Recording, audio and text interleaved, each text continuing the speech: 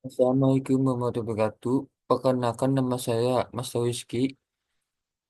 Ingin menjelaskan penelitian yang berjudul algoritma Navier Bayes untuk meningkatkan analisis sentimen luasan aplikasi Coursera di Google Play Store. Latar belakang pembelajaran online menyediakan khusus sertifikasi dan gaya algoritma Navier Bayes efektif untuk analisis sentimen seperti komentar tentang PPKM, pilkada, dan ulasan TikTok dengan akurasi 79 hingga 92,2%. Rumus masalah. Satu, bagaimana persesiasi pengguna terhadap aplikasi Coursera di Google Play Store setelah ulasan pengguna diterjemahkan ke dalam bahasa Indonesia. Dua, apa saja faktor utama yang mempengaruhi sentimen positif dan negatif dalam ulasan pengguna aplikasi Coursera. Tiga, seberapa efektif algoritma Navier Bayes dalam mengklasifikasikan sentimen ulasan pengguna aplikasi Coursera.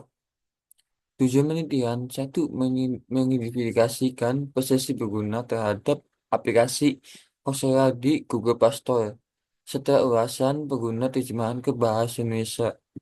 Dua, menjelaskan faktor-faktor utama yang mempengaruhi sentimen positif dan negatif dalam ulasan pengguna aplikasi Coursera. Tiga, mengevaluasi efektivitas algoritma Navier Bayes dalam mengklasifikasikan sentimen ulasan pengguna aplikasi Coursera. Batas penelitian berfokusan aplikasi Coursera dan algoritma Navier Bayes. Data ulasan diambil dari 28 Maret 2014 hingga 19 September 2024 dan total entity data 27.000 untuk tag edit. Untuk proses pemrograman Python, teks editor menggunakan Anaconda dan Visual Code. Dan untuk terjemahan menggunakan Google Translate. Metode penelitian, data tujuan itu mengambil data dan pemilihan atribut. Sedangkan prosesi itu membersihkan tag yang relevan dan tahap transformation untuk menggunakan TF-IDF. Data mining menggunakan metode sampling mengambil 20% dan menggunakan membagi 20% Ev- Evaluasi menggunakan Navier Bayes. Tujuan tujuan pertama mengidentifikasi persepsi pengguna setiap ulasan terjemahan ke bahasa Indonesia. Untuk sebelum translate ada Coursera, Good Learning App, a Video of dan lain-lain. Setelah terjemahan, terima kasih berguna khusus dan lain-lain tidak mengubah makna dan memudahkan bahasa untuk pengguna bahasa Indonesia. Tujuan kedua, faktor-faktor yang mempengaruhi sentimen positif dan negatif dan merasa pengguna. Untuk positif ada khusus, bagus, terima kasih, dan lain-lain. Untuk negatifnya ada Coursera muncul, kuis, kesalahan, dan lain-lain.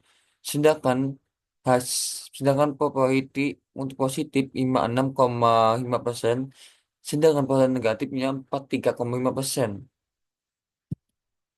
Tujuan ketiga, evaluasi kinerja algoritma Navier Bayes dalam klasifikasi di sini membandingkan penelitian penelitian dan penelitian lain.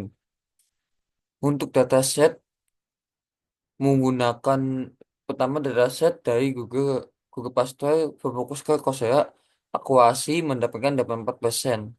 Sedangkan dari Twitter mendapatkan hasil 82% dan lebih tinggi precision sedangkan NK lebih rendah.